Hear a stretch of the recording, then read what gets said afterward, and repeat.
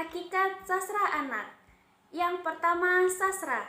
Kata sastra berasal dari bahasa Sanskerta, yaitu berasal dari kata sas, berarti mengarahkan, mengajar, memberi petunjuk atau instruksi. Secara sederhana, sastra adalah tulisan yang khas dengan pemanfaatan kata yang khas, tulisan yang beroperasi dengan cara yang khas dan menuntut pembacaan yang khas pula. Melalui pilihan kata dan penyampaian yang khas mengenal berbagai kondisi kemanusiaan yang ada. Cerita-cerita itu membentuk pemahaman dan wawasan kita. Yang kedua, anak-anak. Anak adalah seseorang yang memerlukan segala fasilitas, perhatian, dorongan, dan kekuatan untuk membuatnya bisa bertumbuh sehat dan menjadi mandiri dan dewasa. Tapi, siapakah yang sebenarnya dapat dikategorikan sebagai anak itu? Orang yang dapat dikategorikan sebagai anak adalah orang yang berusia 0 sampai 12 tahun. Yang ketiga, sastra anak. Sastra anak adalah citraan atau metafora kehidupan yang disampaikan berada dalam jangkauan anak, baik yang melibatkan aspek emosi, perasaan, pikiran, saraf sensori, maupun pengalaman moral, dan diekspresikan dalam bentuk-bentuk kebahasaan yang juga dapat dijangkau dan dipahami oleh pembaca anak-anak. Sesuai dengan sasaran pembacanya, anak dituntut untuk dikemas dalam bentuk yang berbeda dari sastra orang dewasa, hingga dapat diterima anak dan dipahami mereka dengan baik. Karakteristik yang dimiliki oleh sastra, yang juga termasuk sastra anak. Yang pertama, sastra memberi kesenangan dan pemahaman tentang kehidupan. Sastra hadir kepada pembaca pertama-tama adalah memberikan hiburan. Sastra menampilkan cerita yang menarik, mengajak pembaca untuk memanjakan fantasi, membawa pembaca ke suatu alur kehidupan yang penuh daya suspens, daya yang menarik hati pembaca untuk ingin tahu dan merasa terikat karenanya. Namun, karena sastra selalu berbicara tentang kehidupan, sastra sekaligus juga memberikan pemahaman yang lebih baik tentang kehidupan itu. Karakteristik yang kedua, sastra, citra, dan metafora kehidupan. Citra kehidupan atau image of life dapat dipahami sebagai penggambaran secara konkret tentang model-model kehidupan sebagaimana yang dijumpai dalam kehidupan faktual, sehingga mudah diimajinasi sewaktu dibaca. Metafora kehidupan dapat dipahami sebagai kiasan kehidupan. Artinya, model-model kehidupan yang dikisahkan lewat cerita sastra merupakan kiasan, simbolisasi, perbandingan, atau perumpamaan dari kehidupan yang sesungguhnya. Yang ketiga, anak sebagai pusat penceritaan. Isi kandungan sastra anak dibatasi oleh pengalaman dan pengetahuan anak. Pengalaman dan pengetahuan yang dapat dijangkau dan dipahami oleh anak. Pengalaman dan pengetahuan anak yang sesuai dengan dunia anak, sesuai dengan perkembangan emosi dan kejiwaannya. Yang keempat, sastra anak, keterbatasan isi dan bentuk. Menurut Lukens, perbedaan antara keduanya bukan terdapat spesies atau hakikat kemanusiaan, melainkan pada tingkat pengalaman dan kematangan. Pengalaman anak masih terbatas, maka anak belum dapat memahami cerita yang melibatkan pengalaman hidup yang kompleks. Yang terakhir atau yang kelima, yaitu sastra anak, lisan dan tulis. Dalam dunia kesastraan dikenal adanya secara lisan dan sastra tulis.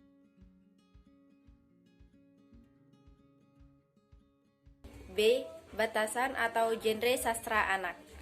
Menurut Michel, genre menunjuk pada pengertian tipe atau kategori pengelompokan karya sastra yang biasanya berdasarkan atas style, bentuk, dan isi. Lukens mengemukakan beberapa alasan perlunya pembicaraan genre, yaitu 1. Memberikan kesadaran kepada kita bahwa pada kenyataannya terdapat berbagai genre sastra anak selain cerita atau lagu-lagu bocah yang telah familiar, telah dikenal, dan diakrabi. Kedua, elemen struktural sastra dalam tipe genre berbeda. Yang ketiga, memperkaya wawasan terhadap adanya kenyataan sastra yang bervariasi yang kemudian dapat dimanfaatkan untuk memilihkannya bagi anak. Secara garis besar, Lukens mengelompokkan sastra genre anak ke dalam 6 macam. Yang pertama yaitu realisme, yang kedua fiksi formula, yang ketiga fantasi, yang keempat sastra tradisional, yang kelima puisi, dan yang keenam non-fiksi, dengan masing-masing mempunyai beberapa jenis lagi. Yang pertama, realisme. Realisme dalam sastra dapat dipahami bahwa cerita yang dikisahkan itu mungkin saja ada dan terjadi, walau tidak harus bahwa ia memang benar-benar ada dan terjadi. Peristiwa dan jalinan yang dikisahkan masuk akal, logis. A. Cerita realisme. Cerita realistik biasanya bercerita tentang masalah-masalah sosial dengan menampilkan tokoh utama, protagonis sebagai pelaku cerita. Masalah-masalah yang dihadapi tokoh itulah yang menjadi sumber pengembangan konflik dan alur cerita. B. Realisme binatang. Cerita realisme binatang adalah cerita tentang binatang yang bersifat non-fiksi. Ia adalah cerita tentang binatang, berbicara tentang binatang, misalnya yang berkaitan dengan bentuk fisik, habitat, dan cara siklus hidup, dan lain-lain. C. Realisme historis. Cerita realisme historis atau historical realist mengisahkan peristiwa yang terjadi pada masa lampau. Cerita biasanya mengambil satu atau beberapa tokoh utama yang dipergunakan sebagai acuan pengembangan alur. Contoh cerita realisme historis misalnya Perang Diponegoro, Perang Paderi, Untung Sarupati, dan lain-lain yang memiliki fakta kesejarahan. D. Realisme olahraga atau sport stories adalah cerita tentang berbagai hal yang berkaitan dengan dunia olahraga. Ia dapat berkaitan dengan bermacam jenis dan tim olahraga seperti sepak bola, basket, voli, badminton, dan para olahragawan yang terkenal. Yang kedua, fiksi formula. Jenis sastra anak yang dapat dikategorikan ke dalam fiksi formula adalah cerita misterius dan detektif, cerita romantis, dan novel serial. Yang A, cerita misterius dan detektif. Jenis fiksi formula yang banyak dikenal orang adalah cerita misterius dan cerita detektif yang biasanya dikemas dalam sewaktu-waktu, lampau, kini, atau mendatang, dan menyajikan teror pada tiap bagian. Cerita misteri menampilkan suspense, rasa penasaran ingin tahu, lewat peristiwa dan tindakan yang tidak jelas alias misterius. Namun, pada akhir kisah, hal-hal tersebut dapat dijelaskan dan diselesaikan secara masuk akal. Cerita misterius dan detektif biasanya menampilkan seorang hero yang luar biasa dan mungkin berkarakter aneh atau nyentrik. Yang B, cerita romantis. Cerita ini biasanya menampilkan kisah tentang hubungan laki-laki dan perempuan. Pola-pola hubungan itu dibuat seolah-olah menjadi begitu sederhana dan romantis, seolah-olah tidak ada urusan lain dalam hidup. Namun, cerita romantis tersebut perlu dibedakan dengan romansa, yang tidak termasuk kategori fiksi formula. Cerita romansa justru memperlihatkan adanya kebebasan, imajinasi, dan kreativitas penulis dalam mengembangkan cerita. Yang C, novel serial. Dimaksudkan sebagai novel yang diterbitkan secara terpisah, namun novel itu merupakan suatu kesatuan unit. Novel-novel tersebut memiliki beberapa cara fokus, pengorganisasian, walau juga dapat bersifat tumpang tindih.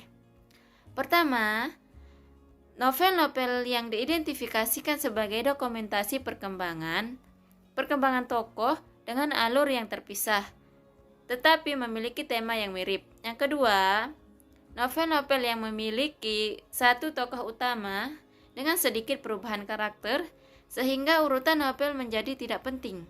Yang ketiga, novel-novel dengan tokoh yang konstan dan tanpa perubahan. Novel-novel jenis ini memberi kemudahan kepada anak yang memiliki yang ingin secara cepat memahami dan menikmati cerita. Yang ketiga, fantasi. Cerita fantasi dikembangkan lewat imajinasi yang lazim dan dapat diterima sehingga sebagai sebuah cerita dapat diterima oleh pembaca. Yang A, cerita fantasi. Cerita fantasi dapat dipahami sebagai cerita yang menampilkan tokoh, alur, atau tema yang derajat kebenarannya diragukan, baik menyangkut seluruh maupun hanya sebagian cerita.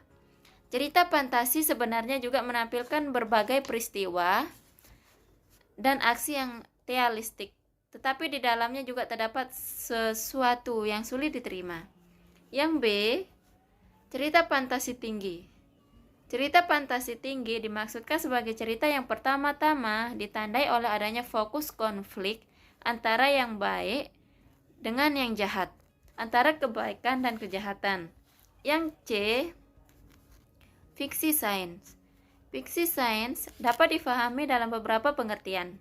Robert Heinlein, seorang pengarang fiksi sains, misalnya, mengemukakan bahwa fiksi sains adalah fiksi spekulatif yang pengarangnya mengambil postulat dari dunia nyata, sebagaimana yang kita ketahui dan mengaitkan fakta dengan hukum alam.